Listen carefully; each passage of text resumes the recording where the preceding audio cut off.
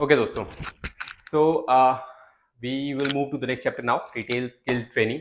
अभी तक हम लोगों ने जितने भी चैप्टर्स कंप्लीट करे हैं, फर्स्ट सेकंड थर्ड, उसमें हम लोगों ने बहुत जेनेरिक बातें करी हैं। जेनेरिक एज इन की ग्रूमिंग कैसे करनी है, both for hospitality and retail, है ना। बोलना कैसे है, स्पीकिंग स्किल्स कैसे होनी चाहिए, कम्युनिकेशन स्किल्स कैसे होनी चाहिए। अब हम लोग इस चैप्टर में और ज़्यादा डीप डाइव करेंगे और स्पेसिफिकली किसके बारे में बात करेंगे, सिर्फ और सिर्फ रिटेल के बारे में बात करेंगे इस वाले पर्टिकुलर चैप्टर में हम लोग, ठीक है। एंड बिफोर मूविंग फॉरवर्ड मेरे को कुछ बातें आप लोगों से करनी है। सबसे पहले तो ये कि गाइस जो भी इस वीडियो को यूट्यूब पे देख रहा है, वो उनसे मेरा निवेदन है कि प्लीज़ हमारे चैनल को सब्सक्राइब कर दो, क्योंकि ना सिर्फ ये वाला ट्रेनिंग कोर्स, मैं इसके बाद बैक टू बैक और भी कोर्सेज डालने वाला हूँ टू हेल्प यू कि आप इंटरव्यू में जब बैठेंगे, इंटरव्यू के लिए जब आप जाएंगे, तो कैसे आप उस इंटरव्यू को ईजिली टैकल कर सकते हो। तो जो भी यूट्यूब पे देख रहे हैं उनसे तो मेरा निवेदन है कि वो सब्सक्राइब कर दो फटाफट से, शेयर करो अपने दोस्तों के साथ जो कि इंटरेस्टेड हैं और उन जिनके साथ आप बैठ करके इंटरव्यू देना चाहते हो। अच्छा, apart from that there is one more thing जो मेरे दिमाग में आई बीच में और मैंने आपसे डिस्कस करना चाहता था, बट उस टाइम पे नहीं करी, अभी मैं करता हूँ। देखो गाइस, ये जो कोर्स है ना, ये मैंने अपने प्रीवियस काफ़ी सालों की मेहनत, काफ़ी सालों के एक्सपीरियंस से तैयार करा है, ठीक है। काफ़ी लोग आप में से सोचेंगे कि इतने कम प्राइस में एक सर्टिफिकेट कोर्स कैसे मिल रहा है, या ये तो मतलब यूट्यूब पे तो फ्री में आपको ट्रेनिंग प्रोवाइड कर रहा हूँ मैं, जिसको सर्टिफिकेट चाहिए उसी को बस पे आउट करना है, एक छोटा सा अमाउंट जो है सर्विस फीस जो होती है, ठीक है। ये इतने कम प्राइस पे मिल रहा है तो क्या इज इट वर्थ इट और नॉट। मैं आपको एक बहुत छोटी सी बात बताता हूँ कि जितने भी आप हॉस्पिटैलिटी ट्रेनिंग इंस्टीट्यूट ज्वाइन करोगे ना, रिटेल ट्रेनिंग इंस्टीट्यूट ज्वाइन करोगे या फिर एविएशन हॉस्पिटैलिटी कोर्सेज ज्वाइन करोगे, मोस्टली आपको यही सारी चीजें पढ़ाई जाएंगी और वहां के लिए ही, वहां पे आप 1 लाख 1.5 लाख 2 लाख रुपए इसी पर्टिकुलर प्रोग्राम के लिए, इसी प्रोग्राम पर्टिकुलर ट्रेनिंग के लिए पे कर रहे होंगे, ठीक है। तो बिकॉज इसका प्राइस बहुत कम है, बिकॉज ये ऑलमोस्ट फ्री ऑफ कॉस्ट है आप लोगों के लिए, इसका मतलब ये नहीं है कि इसकी वैल्यू कम हो जाती है, ठीक है। तो जो भी मैं चीजें आपको बता रहा हूँ प्लीज ध्यान से समझो, ध्यान से सुनो। इसका प्राइस इसलिए कम है ताकि ज्यादा से ज्यादा लोग, मैक्सिमम जो second year third year cities में बच्चे हैं जो आना चाहते हैं मेट्रोपॉलिटन सिटीज में, बड़ी शहरों में काम करने के लिए, लेकिन उनको लैक ऑफ नॉलेज की वजह से वो आ नहीं पाते, वो कम से कम प्राइस में इस ट्रेनिंग को ले सकें, इसलिए इसका प्राइस इतना कम रखा गया है। तो प्लीज अपने दिमाग से ये चीज निकाल देना कि अगर ये चीज सस्ते में आपको मिल रही है तो ये अच्छी नहीं है, ठीक है। ये हमेशा याद रखना। ओके, चलो अब हम चैप्टर शुरू कर लेते हैं, retail skills and training. Retail के बारे में हम लोगों ने पहले बात कर चुके हैं। Retail is basically and consumer को, एंड कस्टमर को हम लोग जब भी कुछ सेल आउट करते हैं तो उसको हम लोग रिटेल कहते हैं, ठीक है। अब उसके स्किल्स क्या क्या आएंगे, कैसे क्या क्या चीजें आपको पता होनी चाहिए, क्या क्या आपके अंदर फीचर्स होने चाहिए, वो सारी बातें हम इस चैप्टर में कंप्लीट करने वाले हैं। Retail is the art and science of selling goods और services directly to the customers. We all know that it is a vital sector in India and globally, connecting manufacturers and consumers. Employees in retail must be multi-skilled, not just good at selling but also in customer service, inventory management and teamwork. Guys, ये line बहुत important है।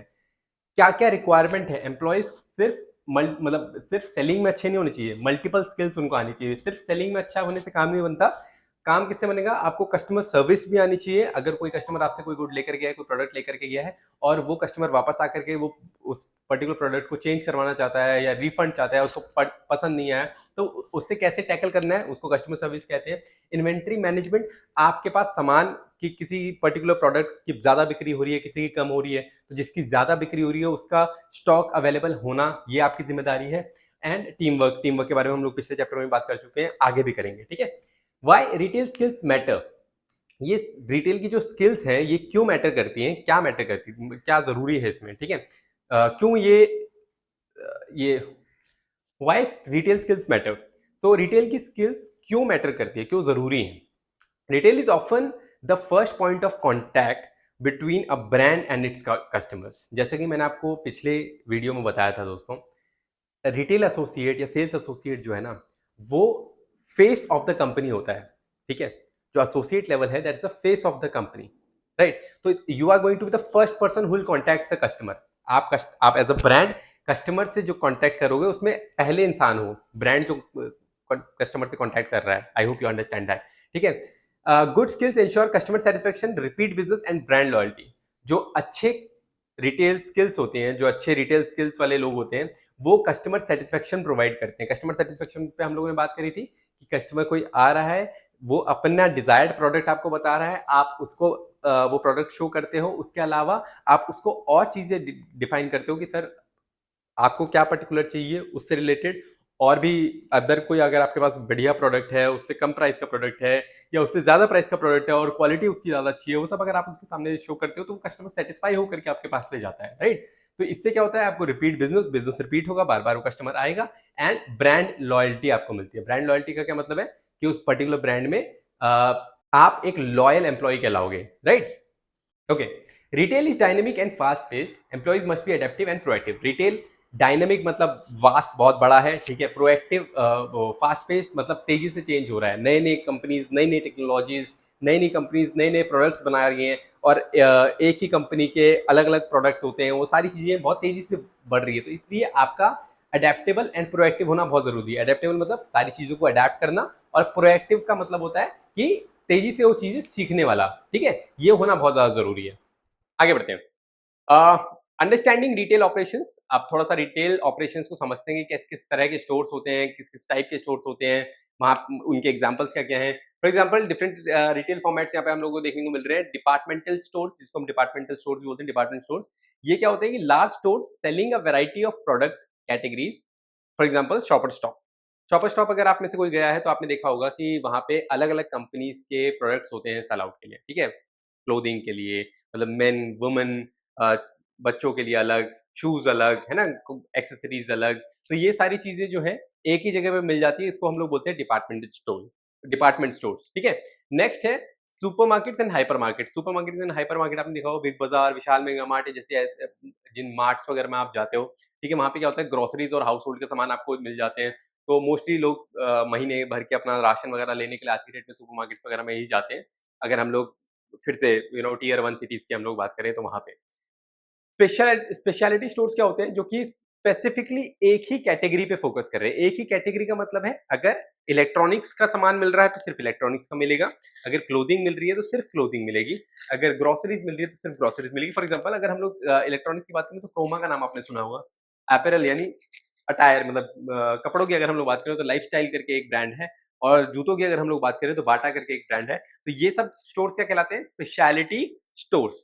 Next है convenience stores. Convenience stores वो stores होते हैं दोस्तों जो आपके नियर बाय अवेलेबल हो और वहां पे आपको ऑलमोस्ट सारा सामान मिल जाए। जैसे 7-Eleven, 7-Eleven एक्चुअली बाहर देश का ब्रांड है। आप इंडिया में अगर आप देखो 24/7 होता था पहले, अब वो थोड़ा बंद हो गया है। तो नियर बाय अगर आप आज के डेट में न्यू शॉप 24 खुल गए हैं, स्टोरेक्स खुल गया है, बहुत सारे ऐसे ऐसे ब्रांड्स हैं जो कि सारी तरह का सामान रखते हैं अपने पास, ताकि नियर बाय जो नेबरहुड टाइप के लोग हैं, मतलब मोहल्ले वाले लोग हैं, वो जाकर के, अगर आप देखेंगे अपने किराना की स्टोर भी आसपास जो आपके किराने वाली की दुकानें, गुप्ता जी की, साहिल जी की जो दुकानें हैं, ये सारी दुकानें कहलाई जाती हैं कन्वीनियंस स्टोर। नेक्स्ट है ई कॉमर्स। ई कॉमर्स क्या है? ई कॉमर्स ऐसा कोई नहीं होगा, मुझे लगता है कि जो भी ये नहीं जानता होगा आज की डेट में कि ई कॉमर्स क्या है। छोटे छोटे बच्चे भी रील बनाते हैं कि मारोगी तो नहीं, है ना, ब्लिंकिट कर दिया है। तो वो जो ब्लिंकिट कर दिया है, अमेजोन है, फ्लिपकार्ट है, मिंत्रा, ये सारी चीजें क्या है, ई कॉमर्स, ठीक है। पहले अमेजोन, फ्लिपकार्ट, मिंत्रा जैसे ई कॉमर्स बड़े जाइंट्स आए, और आज की डेट में ब्लिंकिट वगैरह जो कि सुपर फास्ट डिलीवरी करवा देते हैं, 10 मिनट में, 15 मिनट में जो भी आप ऑर्डर करते हो वो डिलीवर कर देते हैं, वो चलता है, वो भी ई कॉमर्स में ही आता है सब कुछ, ठीक है। तो each format requires slightly different retail skills. For example, e-commerce customer service focuses more on digital communication, while physical store emphasizes personal interaction. E-commerce में कोई आपको फिजिकल बंदा वहां पे खड़ा नहीं है जो आपको सामान बेच रहा है ना। लेकिन अगर आप डिपार्टमेंट स्टोर्स में जाओगे या सुपर मार्केट्स में जाओगे तो यहाँ पे आप फिजिकली एक पर्सनल बॉन्ड बना करके सामान दिखाते हो कस्टमर को, और इंसिस्ट करते हो, अगर वो ज्यादा खरीदना चाहे, कम खरीदना चाहे, या जो भी उनको प्रोडक्ट लेने आए वो आप उनको सेल आउट करना चाहते हो, तो उसके लिए फिजिकली प्रेजेंट होना बहुत इंपॉर्टेंट है। ई कॉमर्स में फिजिकली प्रेजेंट होने की कोई जरूरत नहीं है, लेकिन कस्टमर सर्विस वहां पे भी प्रोवाइड करी जाती है। अगर आपने कोई प्रोडक्ट आया है, आने में देरी हो रही है, 3 दिन लिखा हुआ था, 5 दिन हो गए हैं, तो कस्टमर फोन घुमाता है और आपसे बात करता है, और आप चीज देख करके अपना उनको बताते हैं कि क्यों डिले हो रहा है और कब तक उनका प्रोडक्ट उनको मिल जाएगा, ठीक है। आगे बढ़ते हैं दोस्तों, customer service excellence. Now even if you are a retail associate, even if you are a sales associate, आपके अंदर कस्टमर सर्विस स्किल्स होना बहुत ज्यादा जरूरी है। कस्टमर सर्विस एम्पैथी पे डिपेंड करता है। एम्पैथी पे हम लोगों ने बात करी थी कि दूसरे के जूतों में अपने आप को डाल करके देखो, है ना। एम्पैथी का मतलब ये होता है कि आप सिर्फ बार बार से उनको सांत्वना नहीं दे रहे हो, आप एक्चुअली उनकी कंसर्न समझ रहे हो, ठीक है। तो अगर किसी के अंदर ये भावना होती है तो वो कस्टमर सर्विस अपने आप ही उसके अंदर अच्छा टैलेंट होता है, अच्छे स्किल्स होते हैं कस्टमर सर्विस के लिए, कुछ और सीखने की उसको ज़रूरत होती नहीं है। तो customer service is the foundation of retail success. Great customer service can make even a mediocre product desirable, while poor service can lose loyal customers. अब देखो कि अगर आपके मोहल्ले में 2 दुकानदार हैं, एक बदतमीज़ी से बात करता है और एक प्यार से बात करता है, ये मैटर नहीं करता कि किसकी दुकान पहले खुली थी या बाद में खुली थी, है ना? कोई प्यार से बात करने वाला, अच्छे से बात करने वाला, कस्टमर्स को रिस्पेक्ट देने वाला शॉपकीपर है, जिसकी दुकान बिल्कुल अभी-अभी खुली है और एक दुकानदार है जो बहुत सालों से उस मोहल्ले में है, वहाँ पे काम कर रहा है लेकिन उसको बात करना नहीं आता है एंड ही डिसरिस्पेक्ट्स कस्टमर। तो आप कुछ ही पल दिनों में ये देखेंगे कि सारे कस्टमर्स डाइवर्ट हो जाएँगे किसकी तरफ? जिसके पास कस्टमर सर्विस स्किल्स अच्छी है ना? तो कस्टमर सर्विस के लिए की एलिमेंट क्या-क्या ज़रूरतें हैं? सबसे पहले वार्म ग्रीटिंग का मतलब कि पूरी भावुकता से पूरी खुशी से आप उनसे मिलेंगे, ठीक है? सबसे पहले always greet customers with a smile and polite words like welcome and how can I assist you today? ये अंग्रेजी में अभी एकदम से दुकान से हम लोग सुपरमार्केट या डिपार्टमेंट स्टोर्स या कन्वीनियंस स्टोर पे आ गए हैं, ठीक है? अच्छे बड़े ब्रांड्स में आ गए हैं क्योंकि बड़े ब्रांड्स में आप उनसे हाथ मिला करके और भाई गुप्ता जी कैसे हो? ऐसे बात नहीं करते हो। आप पूछते हो कि how are you? Welcome sir, welcome again to our brand and how can I assist you today? आज मैं आपकी कैसे सहायता कर सकता हूँ? Okay, so the second point was understanding customer needs, listen carefully and ask questions to find out what the customer wants. For example, are you looking for casual or formal shoes? बहुत easy example के साथ मैंने यहाँ पे लिखा हुआ है। Understanding what customer actually needs, ठीक है? तो पहले आपको सुनना है, इट इज़ वेरी इंपॉर्टेंट कि आप सुने कि वो कस्टमर क्या बोल रहा है। Active listening is very important. पूछो उनसे, अगर एक बार समझ में नहीं आ रहा, दूसरी बार पूछ लो, लेकिन आपको समझना ज़रूरी है कि उनको प्रोडक्ट क्या चाहिए, तभी आप उनकी हेल्प कर पाओगे, ठीक है? उन्होंने माँगा रनिंग शूज़ है, आप उनको फॉर्मल शूज़ दे रहे हो, that doesn't make any sense. That means you are not interested and you are having a lack of concentration towards your work, right? Next, product knowledge. Guys इस point पे हम लोग दोबारा आएँगे प्रोडक्ट नॉलेज वाले पे, ठीक है? विस्तार से अभी के लिए मैं आपको समझा दूँ, प्रोडक्ट नॉलेज का मतलब ये है कि जो भी ब्रांड में आप काम कर रहे हो, उसकी जो प्रोडक्ट्स हैं, जो कि वो सेल आउट कर रहे हैं कस्टमर से, उनके बारे में आपको ब्रीफली इन्फॉर्मेशन होनी चाहिए। नेक्स्ट है पेशेंस एंड कर्टसी। पेशेंस का मतलब होता है धैर्य, कर्टसी का मतलब होता है रिस्पेक्ट देना सामने वाले को या रिस्पेक्ट देना ना क्या करके अम हाँ, चलो आदर देना, रिस्पेक्ट देना यही कर्टसी का रियल मीनिंग यही रहेगा, ठीक है? सम कस्टमर्स मे बी कन्फ्यूज्ड और difficult, patience and politeness help resolve issues smoothly, ठीक है? कुछ कस्टमर्स ऑफ कोर्स थोड़े-से डिफिकल्ट होते हैं टू हैंडल विद, ठीक है? अपने आप को सुपीरियर समझना, कस्टमर्स की काफ़ी सारे कस्टमर्स की आदत होती है, 20 टू 30% आपको कस्टमर्स ऐसे मिलेंगे ज़रूर, ठीक है? लेकिन इन कस्टमर्स को अगर आप अच्छे से हैंडल करते हो ना, तो मैंने लास्ट चैप्टर में भी आपको बोला था, it is very difficult to manage such irritated customers, but if you can manage those customers with like politely, those are your loyal customers forever, ठीक है? और वो दोबारा आपसे कभी भी गुस्से में या डिसरिस्पेक्टफुली बात नहीं करेगा, ठीक है? नेक्स्ट है handling complaints. Complaints customer provide कर रहा है आपको, ठीक है? आपके कंपनी के लिए, आपके किसी और एम्प्लॉयी के लिए या आपके खुद के लिए जो कंप्लेंट आई है, उनको हैंडल करना, किस तरह से आप उनको हैंडल कर रहे हो, ठीक है? मैंने तो नहीं किया था सर, है ना? वो कस्टमर बोलता है कि आप अपने मैनेजर को बुलाइए, मुझे आपसे बात नहीं करनी है ना? आपने मैनेजर को बुलाया, मैनेजर के सामने वो आपकी बुराई कर रहा है या कंप्लेंट कर रहा है, हो सकता है किसी चीज़ को लेकर के हो होगा दिमाग, घर पे लड़ाई करके आया हो या जो भी है, ठीक है? अ, वो सारा का सारा गुस्सा वहाँ पे निकाल रहा है। अब आप बेशक आपकी कोई गलती ना रही हो, ठीक है? बेशक आपको ये रहा हो कि यार ये तो काम का मेरे ऊपर चढ़ रहा है। बट आप वहाँ पे अगर रिवर्ट बैक करते रहोगे ना, तो चीज़ें और खराब होंगी, ठीक है? अगर आप सिंपली बोलेंगे सर आई अपोलोजाइज़, अगर आपको नहीं समझ में आ रहा है, मेरी तरफ से बताया कुछ भी समझ में नहीं आ रहा है, I can ask any of other colleague, ठीक है? वो आपकी हेल्प कर देंगे। मुस्कुराओ और वहाँ से निकल जाओ, ठीक है? आपको अपना ईगो लाने की ज़रूरत नहीं है वहाँ पे। When you are at work, it's basically a place to worship, है ना? जब हम लोग कहीं मंदिर, मस्जिद, गुरुद्वारे वाली जगह पे जाते हैं, तो हमसे अगर कोई बहसबाजी भी करे, तो हम लोग अवॉइड करते हैं क्योंकि आप मन शांत करने के लिए आते हो ना वहाँ पे। तो same goes with the work place also. Work place is also your worship, ठीक है? तो प्लीज़ ट्राई टू मतलब put yourself away from such cases जहाँ पे ऐसा लगे कि आपका एंगेजमेंट होने वाला है, बहुत खराब मतलब तरीके से एंगेज होने वाले हो आप किसी के साथ, तो लेट इट बी। आप मुस्कुराइए, अपोलोजाइज़ करिए और आगे बढ़िए, ठीक है? नेक्स्ट है follow up. Thank you, thank the customer and invite them to return. Personal touches like remembering a customer's preferences build loyalty.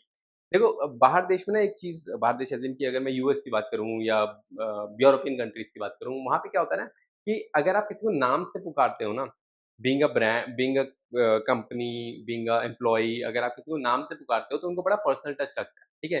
तो it is very much required, जब इनकी ट्रेनिंग्स वगैरह होती हैं तो वो लोग बताते हैं कि जब भी आप किसी कस्टमर से बात करो तो आप उनका नाम लो, चाहे सेकंड नेम लो, चाहे फर्स्ट नेम लो तो मिस्टर या मिस मत लगाओ, सेकंड नेम लो तो मिस्टर और मिस लगाओ, ठीक है? और उनसे बाय नेम बात करो। इंडिया में थोड़ा-सा ये वाला कल्चर नहीं है, इंडिया में बस ये है कि आप सर मैम करके भी बात करो, दैट विल बी ओके, ठीक है? बट अगर आप उनसे बात करते हो, उनसे पर्सनली ये चीज़ बोलोगे, सर बहुत अच्छा लगा आप आए, है ना? And thank you for visiting अस, या आप फिर से कब आओगे, या फिर से आओगे तो बताइएगा, ठीक है? I will be available here for you. तो such things actually wins the loyalty, ठीक है? Loyalty towards the brand, loyalty towards you, ठीक है? तो आप एक अच्छे रिटेल स्किल्स दिखा सकते हो to the customer and your company, ठीक है? By just this thing. Okay guys, so let's quickly jump to the next point, product knowledge, जिसके बारे में मैंने आपको बताया था कि हम आगे बात करेंगे विस्तार से। So what is product knowledge? Product knowledge is basically जहाँ पे भी आप काम कर रहे हो, ठीक है, जिस भी ब्रांड के लिए आप काम कर रहे हो, जिस भी कंपनी के लिए आप काम कर रहे हो, वो कुछ ना कुछ प्रोडक्ट्स रखे होंगे उनके पास, अपने पास फुटवेयर हो, चाहे एपरल्स हो, चाहे वो ग्रॉसरीज हो, चाहे कोई भी चीज़ से रिलेटेड हो, इलेक्ट्रॉनिक्स हो, कुछ भी हो। तो उनके पास जो भी प्रोडक्ट्स हैं, उनकी एक एक प्रोडक्ट के बारे में इंफॉर्मेशन होना आपके लिए बहुत ज़्यादा ज़रूरी है। अब ये मतलब नहीं कि मान लो फुटवेयर का पूरा ब्रांड है, उसमें there is leather footwear, there is jogging footwears, ठीक है, या फिर स्पोर्ट्स वेयर हैं, ठीक है? तो स्पोर्ट्स शूज़ हो गए या फॉर्मल शूज़ हो गए, आपको सिर्फ एक ही डिपार्टमेंट के बारे में पता है, या फिर आपको एक ही तरह के प्रोडक्ट्स के बारे में पता है। अगर आप एक ब्रांड के लिए काम करो, try to know more about their all kinds of products, ठीक है? इससे होता क्या है, why it's important, build customer confidence in your recommendation, क्योंकि अब आप रिकमेंड भी कर रहे हो ना किसी को, तो उनको ये तो पता होगा कि सामने वाले को इसके बारे में इन्फॉर्मेशन है कि नहीं है। फॉर एग्जाम्पल, मैंने आपको पिछले चैप्टर में एक एग्जाम्पल दिया था कि जब मैं फोन लेने गया था तो उस पर्टिकुलर सेल्स पर्सन ने मुझसे मेरे जो यूसेज है उसके बारे में पूछा। उसने उसने पूछा कि आप कैमरा ज़्यादा यूज़ करते हो, या आप स्पीकर ज़्यादा, मतलब वीडियोज़ ज़्यादा देखते हो, वीडियो ज़्यादा स्क्रॉल करते हो, क्या करते हो आप, वो सारी चीज़ें उसने मेरे से डिटेल में पूछा। तो इससे क्या होगा कि वो जो मेरे को रिकमेंडेशन देगा वो मुझे, मैं ध्यान से सुनूंगा, राइट? क्योंकि उसको मुझसे ज़्यादा पता है उस पर्टिकुलर प्रोडक्ट के बारे में, right?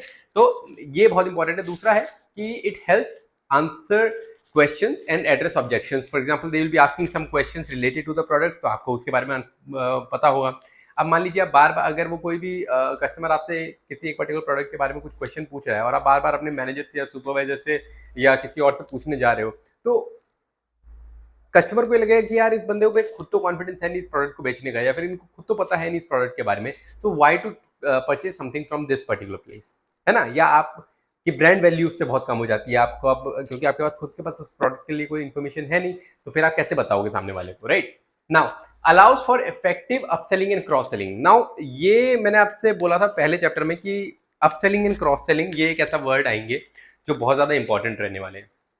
Even at the time of interview आपसे पूछा जाता है what are the job response, job role, और what are the job responsibilities of a sales person, ठीक है? तो customer service, providing information about the product, you know, assisting the customer, या फिर getting listening to their desire products and showing them that, ये सारी चीजें तो हम बताते ही बताते हैं।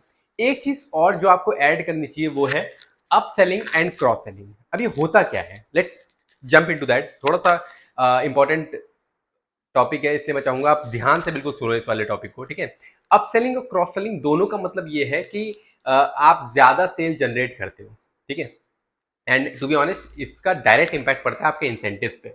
आपको ये सब पता ही होगा कि रिटेल, कोई भी कंपनी में, आप रिटेल की कंपनी में जाओगे तो you don't play with your salary, you play with your incentives, है ना? आप इंसेंटिव्स के लिए खेलते हो वहां पे।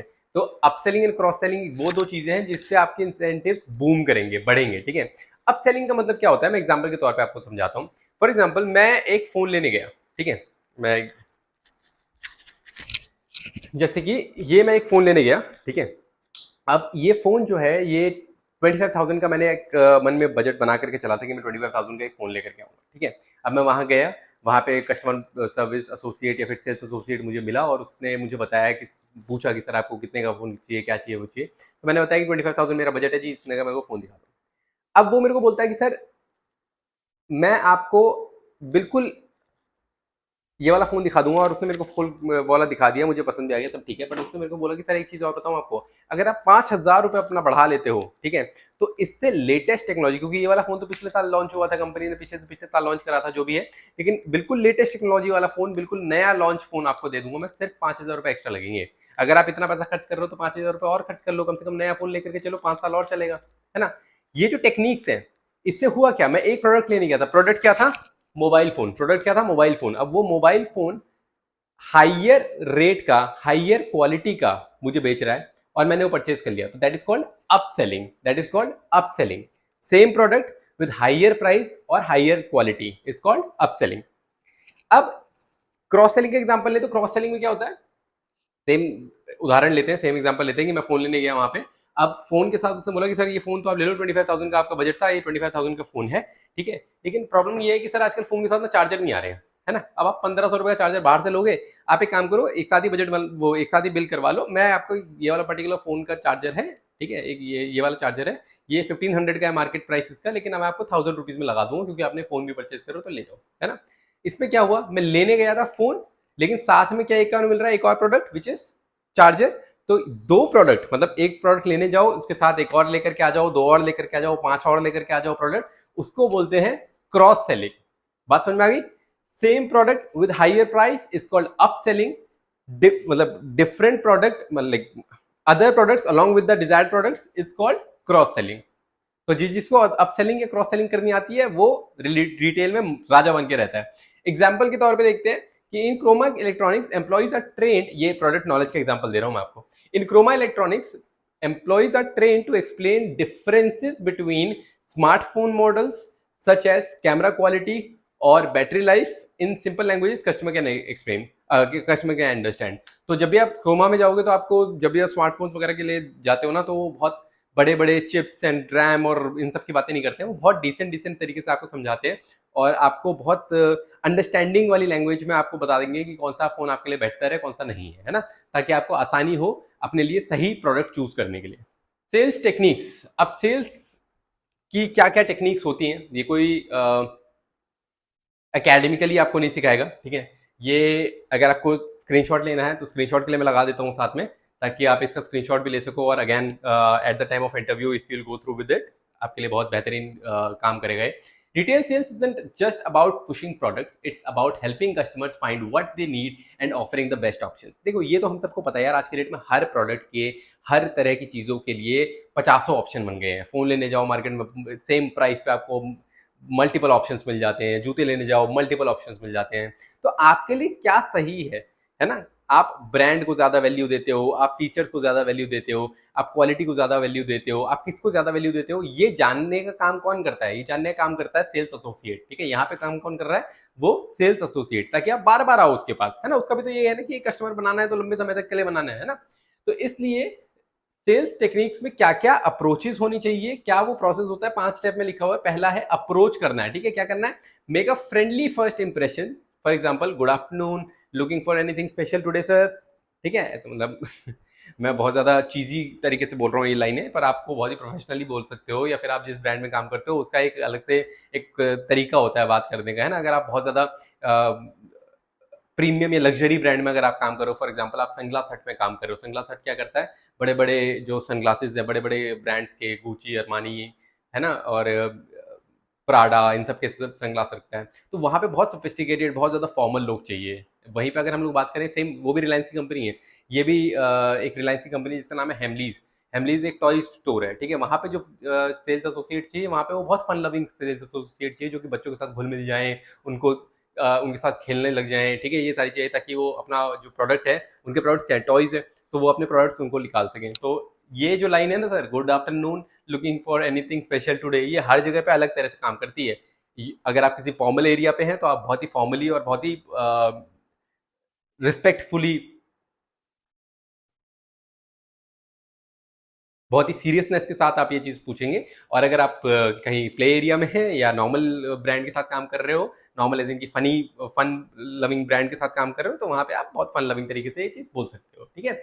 नेक्स्ट है नीड एनालिसिस। एनालिसिस का मतलब क्या है, आपको थोड़ा परखना पड़ेगा, देखना पड़ेगा। जैसे ask open ended questions to understand requirements like what features are important to you.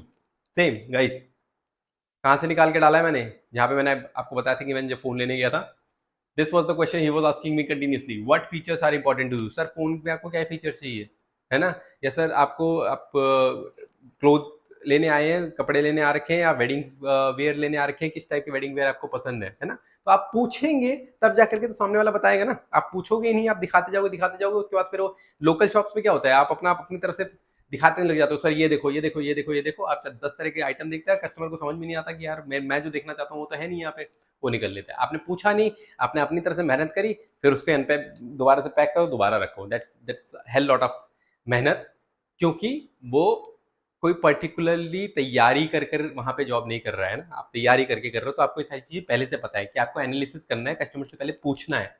Next, product demonstration, show the product highlights की features, okay, show the product, highlight key features and explain benefits. Use examples like this blender has a 1000 watt motor so it can crush ice easily.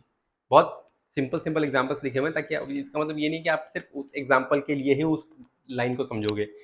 Product demonstration का मतलब ये नहीं है कि सिर्फ और सिर्फ ये इलेक्ट्रॉनिक्स की ही बात कर रहा है यहाँ पे। प्रोडक्ट डेमोन्स्ट्रेशन में अगर आप कोई कपड़े ट्राई करना चाहता है, जब आप कोई बड़े क्लोथिंग ब्रांड में जाते हो, तो आप कस्टमर को बोलते हो सर आप ये ट्राई करके तो आओ, ठीक है, मैं आपको रिकमेंड कर रहा हूँ, मेरे आप ये ट्राई करके आओ, हम लोग यहीं खड़े हैं, डिस्कस लेटर कि आप लोगे या नहीं लोगे वो बात की बात है, पर आप ट्राई करो, है ना। तो आप प्रोडक्ट का डेमो देते हो। इलेक्ट्रॉनिक्स में क्या होता है कि अब आप उनके सामने वो चला करके दिखाना चाहो, उनके सामने चला करके दिखा सकते हो, या उनके फीचर्स के बारे में बता सकते हो। नेक्स्ट है हैंडलिंग ऑब्जेक्शंस। ऑब्जेक्शंस मतलब क्या होता है, उनकी तरफ से आने वाले questions. If a customer is hesitant, calmly clarify concerns. For example, this model is a bit pricier but comes with a 2 year warranty.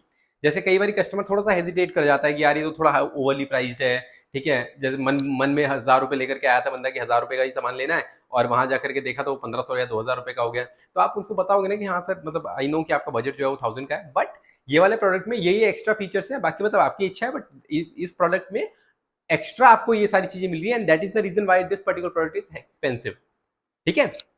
Next, closing the sale. पांचवा पॉइंट क्या है, closing the sale. Encourage the purchase politely.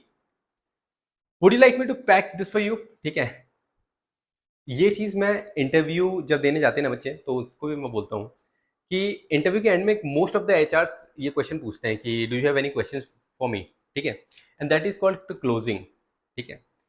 Do you have any questions for me, सामने जो candidate है वो बैठा बैठा कहता है no sir, thank you sir, खत्म, है ना।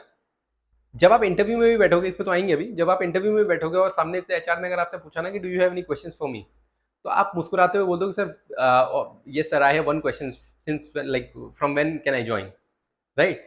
या फिर sir what will be my salary, ठीक है।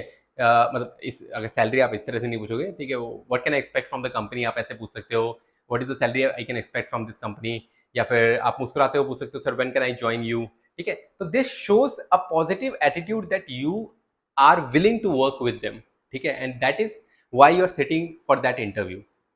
सेम कोई रिटेल में अगर सेल क्लोज करनी है तब भी यही करना है, क्या करना है कि would you like to pack this for you, would you like me to pack this for you, मतलब आपने प्यार से पूछेगा सर पैक कर दूं, फिर हो गया फाइनल, पैक कर दूं। जब भी आप देखोगे किसी अच्छे सेल्समैन को, वो ऐसी बात करते हैं, बात तो सब कुछ हो गया, उसके बाद लास्ट में बता देंगे कि लग रहा है ना हल्का हल्का कि ये पसंद आ गई है कोई चीज, हाँ तो सर ये पैक करवा देते हैं, फिर लो भाई छोटू पैक कर दे, यही करते हैं ना छोटी दुकानों में। तो ये भी एक सेल्स टेक्निक है, ठीक है। Next, visual merchandising. ये चश्मे लगा रखे हैं, अगर आपको किसी को समझ में नहीं आ रहा हो तो, वहां से यहाँ तक, this is called visual merchandising. हम लोगों ने पहले भी बात करी थी इस पे। Attractive display draws customers into the store and influence buying decision. अगर हम लोग कोई भी जगह जाते, कोई बड़े ब्रांड में जाते हैं, फॉर एग्जांपल अगर आप किसी शू ब्रांड में जाते हो, पूमा, रेड टेप, किसी में भी अगर आप जाते हो, किसी सनग्लास के ब्रांड में जाते हो, लेंस कार्ट में चले जाते हो, आप देखोगे घुसते के साथ ही आपको बहुत सारी दीवारें जो है वो भरी मिलती है उनके प्रोडक्ट से, ठीक है। उससे होता क्या है कि आप खड़े खड़े चूज करना चाहते हो, अलग अलग प्रोडक्ट को ट्राई करना चाहते हो, और वहां से कुछ ना कुछ परचेज करके ले आना चाहते हो। ये सारा कुछ साइकोलॉजिकल है, राइट। तो visual merchandising is very important, and it is important that in even at the visual merchandising आपके पास इन्वेंट्री पूरी हो, ठीक है। अब मान लीजिए एक सेक्शन है, ये सेक्शन पूरा रेबेन का है, ठीक है, इसमें कुछ नए आर्टिकल्स आने थे, नए प्रोडक्ट्स आने थे, लेकिन आप लोगों ने लगा नहीं रखे क्योंकि आपके पास पहुंचे नहीं थे टाइम से। तो होगा क्या, नुकसान होगा, क्योंकि कुछ कस्टमर आएंगे, वो ढूंढेंगे, उनको मिलेगा नहीं, वो वापस चले जाएंगे, right. Elements of visual merchandising, क्या क्या जरूरतें हैं विजुअल मर्चेंडाइजिंग की वो समझते हैं। Store layout, easy navigation and logical product grouping. सब लोग जो कस्टमर जो आ रहा है वो इजीली जा सके एक एक दीवार पे, एक एक जगह पे जहां पे आपने मर्चेंडाइजिंग लगा रखी है, और वो ट्राई कर सकें। ऐसा ना हो कि कोई किसी एक जगह पे आपने कर दिया, वहीं पे भीड़ इकट्ठी हो रखी है, दूसरी जगह पे खाली पड़ी है, वहां पे कुछ हो नहीं रखा है। ठीक है। दूसरा है window displays, eye catching theme और promotions like Zara seasonal windows. ठीक है, विंडोज वगैरह से बना रखी होती है कि ये 10% ऑफ है, यहाँ पे 20% ऑफ है। ठीक है, तो जो सेल्स का ऑप्शंस रहते हैं या सीजनल डिस्काउंट्स वगैरह के ऑप्शंस रहते हैं वो सारी अच्छे से लगी होनी चाहिए। लाइटनिंग ब्राइट होनी चाहिए, focus lightning, highlighting products. Light जो है वो देख रहे हो चश्मे, अगर आपको ध्यान से देखो तो कितने सुंदर दिखाई दे रहे हैं। खरीद करके लेकर के आओगे तब उतने सुंदर दिखे ना दिखे वो गारंटी नहीं है, पर ये यहाँ पे रखे हुए बहुत ज्यादा सुंदर दिखाई देते हैं, बहुत ज्यादा अट्रैक्टिव दिखाई देते हैं। That is the reason you purchase things, right. Next, signage, clear price tags, offers and product information. तो अगर आप इनमें जो प्राइस टैग्स होते हैं, आप कोई भी प्रोडक्ट लेने जाते हो उसके पीछे प्राइस टैग लगा होता है, वो क्लियरली विजिबल हो, ताकि जो कस्टमर है वो खुद से भी वो चीज़ चेक कर सके कि वो उसके लिए अफोर्डेबल है, या वो जो प्रोडक्ट में चाहता है वो सारी डिटेल्स उसके अंदर है या नहीं है। नेक्स्ट है cleanliness, a neat store feels professional and inviting. ये तो बताने की भी जरूरत नहीं दोस्तों, अगर आपका स्टोर जो है वो क्लीन नहीं है, पीपल विल, इवन अगर वो एक बार गलती से अंदर आ गए हैं, दूसरी बार वो आने की हिम्मत भी नहीं करेंगे। ठीक है, क्योंकि दूसरी बार वो आना भी नहीं चाहेंगे, बिकॉज अगर उनको टच करते ही चीज़ों पे ऐसे टच करते ही पूरी धूल मिट्टी दिख रही है, they will not come again. ठीक है। इंडिया का एग्जांपल ले रहे हैं, Fabindia uses natural materials and earthly colours in display to create a warm traditional shopping experience. जब आप फैब इंडिया में जाओगे तो उसके जो स्टोर्स हैं वो बहुत मतलब देसी ट्रेडिशनल चीज़ें इस्तेमाल करते हैं, ट्रेडिशनल आइटम्स रखे होते हैं वहाँ पे, ताकि लोगों को थोड़ा सा अपनापन सा लगे, इंडियन ट्रेडिशनल कल्चरल कुछ चीज़ें फील आए, and then they shop according to that. ठीक है। Next, inventory management basics. अभी जो मैं बात कर रहा था, इन्वेंट्री होना बहुत इंपॉर्टेंट है। ठीक है। और दूसरा cash handling and billing, these are also, जैसे कि मैंने स्टार्टिंग में आपको बताया, सिर्फ अच्छी सेल्स करना एक एम्प्लॉय को रिटेल स्किल्स नहीं सिखाता है। आपके पास इन्वेंट्री मैनेजमेंट, आपके पास कैश हैंडलिंग, और आपके पास अदर जो स्किल्स हैं, अपसेलिंग, क्रॉस सेलिंग, ये सारी चीजें आनी चाहिए, तब जाकर आप एक अच्छे एम्प्लॉय कहलाते हो, एक अच्छे रिटेल स्किल्ड एम्प्लॉय कहलाते हो। ठीक है। तो keeping track of stock is crucial to avoid running out और ओवरस्टॉकिंग। कोई प्रोडक्ट ज्यादा बिक रहा है, तेजी से बिक रहा है, you should have I on that, आपकी नजर रहनी चाहिए उस पर। जैसे ही वो कम होना स्टार्ट हो जाए, तुरंत अपना स्टॉक भरवाओ, अपने स्टोर मैनेजर को इन्फॉर्म करो कि सर, टाइम से इन्फॉर्म करो कि सर ये वाला प्रोडक्ट जो है कल तक आई थिंक टिक ना पाए, तो आप कल आज ही ऑर्डर कर दो, ताकि मतलब अपने वेयर हाउस से आज ही ऑर्डर कर दो, ताकि हमारे पास ये अवेलेबल हो, कल जब कस्टमर्स आए तो वो हमें मिले। ठीक है। नेक्स्ट है चेकिंग, ये स्किल रिक्वायर्ड। इसके लिए क्या स्किल्स रिक्वायर्ड है यार, बस थोड़ा सा ध्यान चाहिए। Checking stocks level regularly, organize backroom storage, recording incoming and outgoing products accurately, reporting discrepancies immediately. अच्छा है क्या कि आपने जो भी ऑर्गेनाइज, जहाँ पे भी प्रोडक्ट्स ऑर्गेनाइज रहते हैं, वहाँ पे वो जो ऑर्गेनाइजेशन है उन प्रोडक्ट्स की वो सही होनी चाहिए, सही तरह से होनी चाहिए। ऐसा ना हो कि सर रखा हुआ, शायद एक डब्बा पीछे भी देखा था मैंने, एक डब्बा उसका वहाँ पे भी रखा हुआ है, इस तरह से नहीं होनी चाहिए। उससे क्या होता है कि मिसमैनेजमेंट होता है, डिसक्रिपेंसीज आती है। डिसक्रिपेंसीज मतलब कि डिस्टर्ब, मतलब मतभेद आता है। ठीक है, एम्प्लॉयज के बीच में मतभेद आता है, ये सारी चीजें होती हैं। इससे बढ़िया आप सारी चीजें ऑर्गेनाइज्ड रखेंगे, और जैसे जैसे आपको दिख रहा है कि वो खत्म हो रहा है स्टॉक, आप टाइम से इन्फॉर्म करेंगे अपने स्टोर मैनेजर को, ताकि वो स्टॉक जो है वो फिल करवा दे। नेक्स्ट, कैश हैंडलिंग पे आते हैं। Accuracy and honesty are critical in handling money. Accuracy and honesty very important है। देखो, पैसा किसको पसंद नहीं है दोस्तों, ठीक है, बट होता क्या है कि आपको एक चीज हमेशा ध्यान रखनी है कि आपके पैसे का टच और पैसे का टच, ये दोनों का फर्क आपको पता होना चाहिए। You are getting a salary, feel your salary, touch that note, वो आपको अलग फील करना चाहिए कि यार ये मेरा पैसा है। And if someone is as a customer is paying you, because you just have to, that is just a piece of paper for you.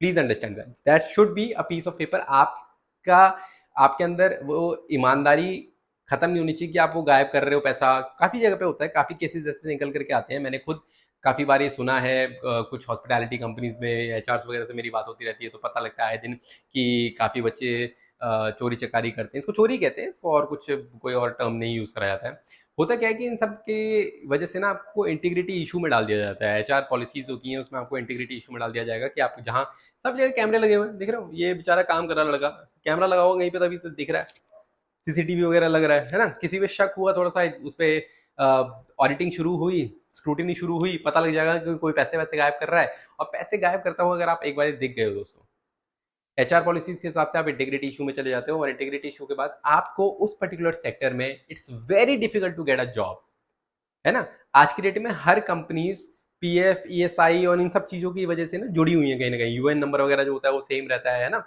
तो आपको अगर आप नई कंपनी में जाओगे तो प्रीवियस कंपनी का वो चाहिए, रिकमेंडेशन पे प्रीवियस कंपनी का एक्सपीरियंस लेटर चाहिए, रिलीविंग लेटर चाहिए। वो रिलीविंग लेटर में लिख देंगे कि भैया हमारे यहाँ तो चोरी करके जा रखा है, ठीक है, तो वो नई कंपनी आपको लेगी नहीं, हायर ही नहीं करेगी। सो अपना करियर बर्बाद होने से बेटर है आप ऑनेस्टी के साथ काम करें, आप ईमानदारी के साथ काम करेंगे तो आप यू विल वर्क गुड। जब आप अच्छा काम करेंगे तो you will get incentives also, performance based incentives, sales based incentives, और भी बहुत सारे तरीके हैं पैसे कमाने के, चोरी चकारी उनमें से एक नहीं होता, ठीक है। ऑपरेट बिलिंग मशीन और पीओएस टर्मिनल्स कॉन्फिडेंटली, पूरे कॉन्फिडेंस के साथ आप काम करो उस वहां पे। Accept multiple payment modes, cash, credit, debit card, UPI wallets. अच्छा यहाँ पे एक चीज और है, आई थिंक अभी लिखी नहीं है वो, मैं आपको बता रहा हूँ, ये रियल वर्ल्ड एक्सपीरियंस से मैं आपको बता रहा हूँ। कई बार क्या होता है ना, हम लोग देखो यारी दोस्ती तो सब ठीक है कि हम लोग करते ही हैं, अपने वर्क के एरिया में भी करते हैं सारी चीज़ें। आपका फ्रेंड है जो आपसे पहले शिफ्ट करके गया है, उसी के में आपको शिफ्ट करना है, आपकी शिफ्ट वहीं से स्टार्ट हो रही है, तो एक शिफ्ट के बाद दूसरे बंदा अगर कभी आता है तो उसमें क्या होता है, ट्रांजिशन देना पड़ता है ना। मॉल्स वगैरह में तो जनरली ऐसा नहीं होता, बट एयरपोर्ट जैसी जगहों पे क्योंकि 24/7 चल रहा है, रिटेल स्टोर भी 24/7 चल रहा है, हॉस्पिटैलिटीज भी 24/7, सब कुछ वहाँ 24/7 चलता है। तो वहां पे क्या होता है कि आपको ट्रांजिशन देना है, 9 घंटे 10 घंटे, 9 घंटे की शिफ्ट है, 8 घंटे की, 9 घंटे की, तो उसके बाद आप ट्रांजिशन दे रहे हो कि भाई इस वाले गल्ले में इतना इतना पैसा इकट्ठा हो गया है, ठीक है, ये इतना कैश है, इतना यूपीआई है, इतना वो सारी चीजें। कई बार आपका फ्रेंड है जो जो आपसे पहले गया है, या फिर नोन है, या आप बोलते हो कि मैं बहुत ज्यादा ट्रस्ट करता हूँ, कोई दिक्कत वाली बात नहीं है, और उसने आपको फटाफट बताया, या आपने बोला यार तू जा जा जा मैं देख लूंगा, कोई दिक्कत नहीं, आई नो तू जा, तू लेट हो रहा है घर जा। नेवर डू दैट, ठीक है। मैंने बहुत सारे बच्चों के साथ ऐसा गलत होते हुए देखा है, इसलिए मैं आप लोगों को पहले से ही बता रहा हूँ, कितना भी ट्रस्ट वर्दी है, क्योंकि वो जो पैसा है ना गाइज, वो आपका नहीं है। अगर वो आपका होता आप उसको दे देते, कोई दिक्कत वाली बात नहीं है। वो पैसा किसका है? कंपनी का पैसा है, ठीक है। तो the amount which is in that box, in this box, ठीक है, जो भी रेवेन्यू जनरेट हुआ है, वो कितना हुआ है, कैसे हुआ है, वो जो ट्रांजिशन होगा ना एक इंसान से दूसरे इंसान में, it should be clear, it should be crystal clear, you should be knowing कि यहां से मैंने स्टार्ट करा है, 12,000 रुपए इकट्ठे हो गए, 12,001 रुपए से जो पैसा आएगा वो मेरी शिफ्ट से स्टार्ट हुआ है। अंडरस्टैंड? ये जैसे भी ट्रांजिशन होगा वो आपको पता होना चाहिए, ठीक है। तो इसलिए किसी पे भी इन चीज में, इस चीज में किसी पे भी आपको ट्रस्ट नहीं करना। टीम वर्क, यस, ये भी पार्ट ऑफ टीम वर्क है, ठीक है। अब आप बोलोगे सर आप तो टीम वर्क की बात करते हो कि हमें साथ में ही मिलकर के काम करना है, बट जो ट्रांजिशन है, वो जो ट्रांजेक्शन मतलब जो ट्रांजेक्शन का ट्रांजिशन है, अमाउंट का ट्रांजिशन है दो लोगों के बीच में, वो आपकी तरफ क्रिस्टल क्लियर होना चाहिए। जब आप किसी को बताओगे तो वो भी आप अच्छे से बताओगे, पूरी तरह क्लियरली क्लैरिटी के साथ बताओगे कि ये अमाउंट आया अभी तक और यहाँ से आपको स्टार्ट करना है, ठीक है। बात बहुत देर ली है मैंने इस वाले टॉपिक पे, तो प्लीज फोकस रखना इसमें। Next, time management and multitasking. Retail employees often juggle many tasks like service customers, restocking shelves, and billing simultaneously. Managing time well improves efficiency and reduce errors. बहुत सारे काम करने पड़ते हैं रिटेल स्किल्स में एक साथ, रिटेल स्टोर में एक साथ दोस्तों। इसका मतलब ये नहीं मत समझना कि यार ये बहुत डिफिकल्ट जॉब रहने वाली है, इससे ज़्यादा डिफिकल्ट जॉब तो मैंने देखी नहीं आज तक, ऐसा है वैसा है। बहुत सारी ऐसी जॉब्स होती हैं जिसमें आप सोच भी नहीं सकते इतनी डिफिकल्टीज हैं, ये उनमें से बहुत ज़्यादा आसान है, ठीक है। बट यहाँ पे क्या है, ये पर्टिकुलर प्रोफाइल आपको बनाती है मल्टीटास्कर, एक बार में बहुत सारे काम कर सकते हो, ठीक है। जैसे एक रिटेल एम्प्लॉय के लिए कस्टमर्स को सर्व करना, अपने स्टॉक्स को मतलब अपने शेल्स को रिस्टॉक करना, ठीक है, बिलिंग करना, बट आपको अकेले को नहीं करना, और भी टीम होती है साथ में, तो साथ में मिलकर के ये सारी चीज़ें करी जाती हैं, ठीक है। नेक्स्ट है टेक्नोलॉजी इन रिटेल। क्या क्या टेक्नोलॉजीज है, पहले भी हम लोग डिस्कस कर चुके हैं। बिलिंग पेमेंट्स में आज की डेट में बहुत सारी टेक्नोलॉजीज आ गई, सीआरएम है, पीओएस है, ठीक है, ऑनलाइन ऑर्डर आजकल प्रोसेस होते हैं, ऑनलाइन ऑर्डर के लिए आ जाते हैं लोग, तो ये सारी चीज़ें टेक्नोलॉजी है रिटेल में। आगे चल करके इसका मतलब इंटरव्यू से कोई लेना देना होगा नहीं, तो इसको आप देखना चाहो एक बारी, just go through it and move to the next one. Next, handling difficult customers. तीसरी बार बता रहा हूं, बहुत ध्यान से समझो. It is difficult to handle such customers who are very irritated, very angry, or who are not easy to handle. But once, if you can handle it with your politeness, that customer is going to be one of the best customer in your future. ठीक है. Dealing with upset or difficult customers is a challenging but essential skill in retail. How you respond can turn a negative experience into a positive one. Retaining customer loyalty. यहाँ पे हम customer की loyalty ले लेते हैं जब हम किसी डिफिकल्ट कस्टमर से बात करते हैं और उनसे पोलाइटली बात करो थोड़ा सा. यार द पॉइंट इसकी अल्टीमेटली डिफिकल्ट कस्टमर है कौन. कई बार हम भी तो बहुत गुस्से में जाकर के कोई चीज़, हम घर से लड़ाई करके गए हैं, दुकान में गए, दुकान पे गुस्सा उतार दिया. हम लोग जा रहे थे, ऑटो वाले से लड़ाई हो गई, कैब वाले से लड़ाई हो गई. एवरीबडी इज अस ना, मतलब हम भी तो सब सब जैसे ही हैं, सब हम जैसे ही हैं, कुछ अलग तो है नहीं. तो कोई डिफिकल्ट कस्टमर का मतलब ये तो है नहीं कि वो बिल्कुल अलग ही प्रोसेस से पैदा हुआ इंसान है ना, वो गुस्से में ही रहता है हमेशा. ऐसा कुछ नहीं है. It's just like someone is having a bad day. Just think like that कि किसी का बुरा दिन चल रहा है, किसी का कोई कोई बुरा टाइम चल रहा है, बुरा दिन चल रहा है उस बेचारे का, इस वजह से वो थोड़ा सा गुस्से में है. ठीक है. अगर आप आपने उसको हैंडल कर लिया वहां पे, यू बिकम गुड फ्रेंड्स, है ना. अच्छे दोस्त बन जाता है आदमी जब आपको गुस्से में कोई आपको कंधा दे दे, या आप बहुत गुस्से में हो, या आपको सहानुभूति दे दे, थोड़ा शांत करा दे, तो आप उसके अच्छे दोस्त बन जाते हो. Same goes here also. कभी भी ऐसा मत सोचो कि यार इफ समवन इज एंग्री तो he is angry on you. Right, he might be angry with some products related to you, he might be angry on the company. ठीक है, but not you. तो आप कैसे हैंडल कर सकते हो उसको? आप पोलाइटली हैंडल कर सकते हो उसको. कैसे? Stay calm and patient. थोड़ा शांत रहना, आपने लिसन एक्टिवली, आप ध्यान से सुनो उसको. यहाँ पे एक्टिव लिसनिंग बहुत इंपॉर्टेंट है. यहाँ पे कोशिश करो कि आप एक बार में सुनो और साफ सुनो. ठीक है. कंटिन्यूसली आप एक बार, दो बार, तीन बार रिपीट करवाओगे उससे कि नहीं सर समझ में नहीं, ऐसा दोबारा बता दो, समझ में नहीं, ऐसा दोबारा बता दो. वो तीसरी बार में ढंग से बता देगा मैं. ठीक है. तो इसलिए आपको एक्टिव लिसनिंग यहाँ पे बहुत ज्यादा जरूरी है. Empathise. Empathise is a very beautiful word guys. Retail hospitality. सीख लो एम्पथी करना, सीख लो एम्पथाइज कैसे करते हैं. बहुत आसान होता है और बहुत जरूरी होता है. And you will feel good when you empathise someone. It is also a beautiful experience. Apologise if necessary. माफी मांग लो, अपोलोजाइज कर लो. अपोलोजाइज आप नहीं कर रहे हो, आप कंपनी की तरफ से कर रहे हो यार. It's okay to apologise with anyone when you are at work. ठीक है. Offer solutions. उनको थोड़े सोल्यूशंस प्रोवाइड करो, जैसे रिप्लेसमेंट प्रोवाइड करवा सकते हो, रिफंड करवा सकते हो, या कोई अल्टरनेटिव प्रोडक्ट उनको दिखा सकते हो. ठीक है. Know when to escalate. आप ये this is the last point. Know when to escalate. Escalate मतलब कि अपने सुपीरियर के पास उस प्रॉब्लम को लेके जाना. This is the last thing which you will be doing. ठीक है. नॉट ये सारी चीजें अगर करने के बावजूद कुछ नहीं हो रहा है, देन यू विल से कि सर आप 5 मिनट बैठिए, मैं अपने सीनियर को लेकर के आता हूँ, या 2 मिनट दीजिए, मैं अपने सीनियर को लेकर के आता है, ही विल हेल्प यू. ठीक है. क्योंकि जब आप एक, कई बार क्या होता है ना कि second voice is very important. Second voice मतलब जब बहुत ज्यादा बवाल हो जाए, बहुत ज्यादा प्रॉब्लम क्रिएट हो जाती है किसी वर्क प्लेस पे, तो आपसे अगर वो हैंडल नहीं हो रही है, वो इसलिए हैंडल नहीं हो रही क्योंकि सेम आवाज, सेम बंदा के से बात कर करके सामने वाला परेशान हो गया है, and that is why he is getting angry more more more more. ठीक है. तो ऐसे में अगर एक सेकंड वॉइस आ जाती है, कोई दूसरा बंदा आ जाता है, तो जो सामने वाला है वो उससे शुरू से बात शुरू करेगा और वो अपने आप ही काम डाउन हो जाएगा. ठीक है.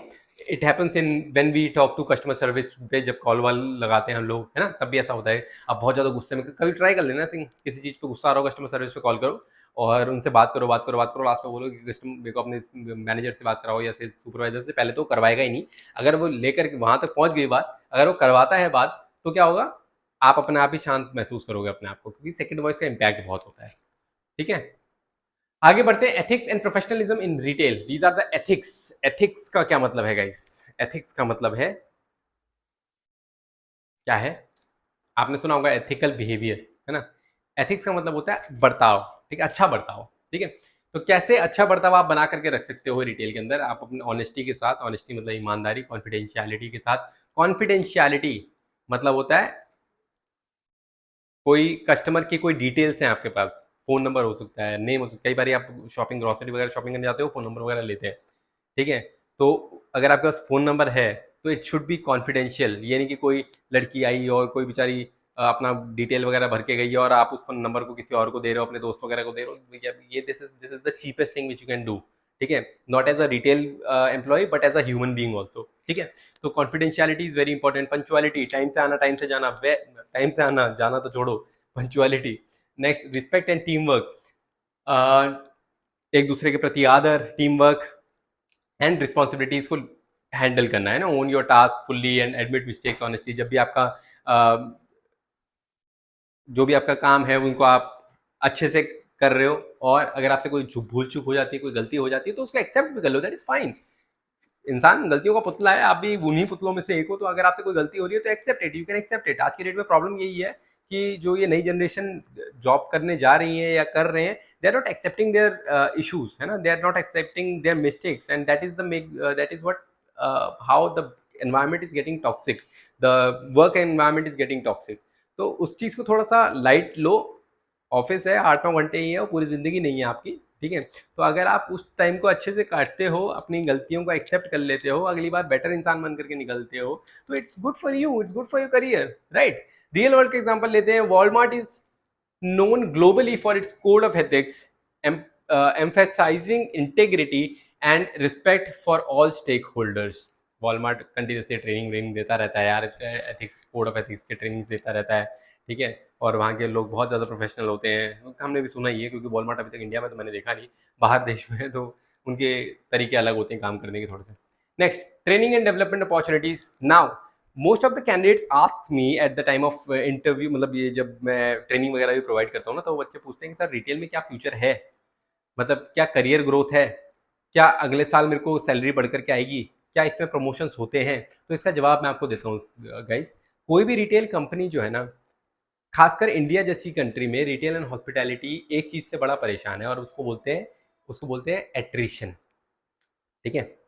एट्रिशन क्या होता है? एट्रिशन का मतलब होता है कि लोग आ रहे हैं, जॉब ज्वाइन कर रहे हैं, 10 लोगों ने जॉब ज्वाइन करी, अगले महीने ही 3-4 लोगों ने छोड़ दी, उस 2-3 महीने बाद अगले 2-3 लोगों ने छोड़ दी, तो उनको ना कंटिन्यूसली हायरिंग करते रहनी पड़ती है। रिटेल और हॉस्पिटैलिटी में यही होता है, ठीक है। क्योंकि प्रॉब्लम ये है कि अभी तक कोई कोई पर्टिकुलर कोर्स वगैरह इन सब से रिलेटेड है नहीं, तो लोग 12th pass out, under graduate, सबके सब भर जाते हैं उस पर।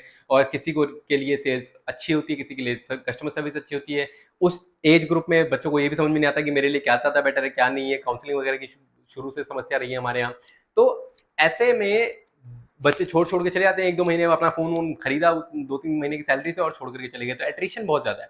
तो रिटेल और हॉस्पिटैलिटी कंपनीज क्या करती है ना, to keep to keep the employees, they provide trainings, ठीक है। कैसी ट्रेनिंग? लीडरशिप ट्रेनिंग्स हो गई, लीडरशिप डेवलपमेंट प्रोग्राम्स हो गए, प्रोडक्ट नॉलेज सेशन हो गए, ऑन बोर्ड ट्रेनिंग तो होती है हर कंपनी में, कस्टमर सर्विस वर्कशॉप्स हो गई, ये देखो सेल्स अपसेलिंग क्रॉस सेलिंग की टेक्निक्स वगैरह सिखाते हैं, ताकि आप खुद ब खुद अपने अंदर चेंजेस देखें। And when you feel changes, because ये चीज़ें आपको 12th तक या अंडर ग्रेजुएशन में या ग्रेजुएशन में, सॉरी ग्रेजुएशन में आपको कोई सिखा नहीं रहा है, तो कंपनी ये जिम्मेदारी लेती है कि हम आपको सिखाएंगे and grow with us, grow with our company, ठीक है। तो ये अगर कोई कंपनी आपको इतना कुछ प्रोवाइड कर रही है, that means they are going to keep you, है ना। वो आपको रखना चाहते हैं अपने पास, वो आप चाहते हैं कि आप लंबे समय तक उनके साथ काम करें, ठीक है। तो promotion, increment, everything is there in retail, ठीक है। जो भी बच्चे ये सवाल पूछते हैं कि सर होता है ग्रोथ या नहीं होता है, उसके लिए मैं बता दूं कि बहुत ग्रोथ है, और बड़े बड़े ब्रांड्स में और बड़े बड़े लेवल पे आपको बहुत बड़ी बड़ी सैलरीज भी मिलती है, ठीक है। इंडियन एग्जांपल्स ले लेते हैं। Croma provides regular workshops on the latest electronic trends, ठीक है। क्रोमा का काम है इलेक्ट्रॉनिक्स का, तो वो उसी की वर्कशॉप देंगे। Tanishq has mentorship programmes for frontline staff to develop managerial skills. Tanishq जो अपने फ्रंटलाइन एम्प्लॉयज है ना, फ्रंटलाइन एम्प्लॉयज जो सेल आउट कर रहे हैं अपने प्रोडक्ट को, उनको भी मैनेजरियल स्किल्स सिखाते हैं, ताकि वो अच्छे से कस्टमर्स को मैनेज कर सकें और उनको कस्टमर सर्विस प्रोवाइड कर सकें, ठीक है। लास्ट का इस समरी ले लेते हैं, क्या क्या करना चाहिए to become good in retail skills, ठीक है। पहला क्या है? Always put the customer first. Second है continuously update your product knowledge. Product knowledge हमेशा, नया प्रोडक्ट आ रहा है, get the detail about it. हमारा ब्रेन बहुत बड़ा है दोस्तों, बहुत बड़ा है, हम लोग बहुत सारी इन्फॉर्मेशन ले सकते हैं। इस बात से मत डरा करो कि सर मैं ये अगर याद करूंगा तो वो भूल जाऊंगा। बहुत मतलब 512 GB, 1000 GB, 10,000 GB की बात करते हैं हम लोग, हमारा टेराबाइट, पीटाबाइट, पता नहीं कौन सी बाइट पे होगा, ठीक है। तो उससे घबराने की बात जरूरत नहीं है, सब तुम्हारे दिमाग में स्टोर हो जाएगा, कोई बड़ी बात नहीं है। अगर आपको इंटरेस्ट आ रहा है ना किसी चीज में, you can gain lot of the knowledge about it, ठीक है। Next, use sell techniques thoughtfully, never pushy. कभी भी पुश ही नहीं होना कि सर ले लो सर ले लो ये वाला प्रोडक्ट ले लो। अपना आपको टारगेट कंप्लीट नहीं करने हैं वहाँ पे, आपको कस्टमर को अच्छे प्रोडक्ट प्रोवाइड करने हैं, जो प्रोडक्ट को लेने आ रखे हैं वो प्रोवाइड करना है, ठीक है। Next, keep the store clean and visually appealing, be honest and ethical in all dealings, embrace technology to improve efficiency। कोई नई टेक्नोलॉजी आ रही है आपके ब्रांड में, कोई कंपनी में, आपके स्टोर में, तो उसके बारे में सीखने की कोशिश करो, क्योंकि जितना जल्दी आप सीखोगे उतना ज़्यादा आप औरों से ऊपर कहलाओगे, ठीक है। Next, manage time and multitask effectively, time और मल्टीटास्क को मैनेज करना सीखो। Handle difficult situations calmly and professionally, कोई डिफिकल्ट सिचुएशन आती है, कोई डिफिकल्ट कस्टमर आता है, तो शांति से प्रोफेशनली आपको उसको हैंडल करना है, ठीक है। नेक्स्ट है, take advantage of training opportunities to grow your career. कल आपकी ट्रेनिंग होनी है, अरे यार आज तो ट्रेनिंग, बहुत बहुत बार आपने सुना होगा यार कल तो ट्रेनिंग है, क्या ऑफिस जाएगा, नहीं है, छोड़ना नहीं, घर में बैठ करके आराम करेंगे। गाइस वो जो ट्रेनिंग है ना वो फ्री में मिल रही है आपको। उस ट्रेनिंग के लिए काफ़ी लोग मार्केट में बहुत पैसा देते हैं, तब जा करके वो ट्रेनिंग मिलती है, ठीक है। अगर आप इन्हीं ट्रेनिंग, छोटे छोटे ट्रेनिंग्स को इकट्ठा करते हुए चलोगे ना, कोई वो थोड़ी होगा आपका एग्जाम होगा तो आपसे ही थोड़ी बोला जाएगा कि जाके मम्मी पापा से साइन करवा करके लाओ, है कि नहीं। आपकी जॉब है वो, ना आपको जॉब से निकाला जाएगा। It's just the additional things which you will be learning, ठीक है। एंड लर्निंग की कोई एज नहीं होती है, ये सबको पता है, बहुत बोरिंग सी लाइन है, but this is very important line. Learning की कोई एज नहीं होती है। अगर आपको कोई नई चीज पे ट्रेन करा जा रहा है तो I would suggest you just go and learn it, ठीक है। बहुत बड़ा एग्जांपल है हमारे पास नोकिया जैसी कंपनी का।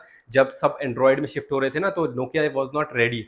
वो ट्रेन होना नहीं चाहता था, वो नई चीज़ें नहीं सीखना चाहता था, वो नई चीज़ें नहीं करना चाहता था। तो आज की डेट में आप आपके पापा से पूछना, अपने पेरेंट्स से पूछना कि नोकिया क्या था, और आज देख लो कि किसी को पता होगा कि नोकिया है क्या। It's very difficult. आने वाली जनरेशन को तो पता भी नहीं होगा ये कोई कंपनी का नाम है, ठीक है। तो please, training and development it is very important. Time time पे अपने आप को ट्रेन करो, नई नई चीज़ें सीखो, and this is how you will grow in your career, ठीक है। आगे बढ़ेंगे दूसरे चैप्टर पे। Take care.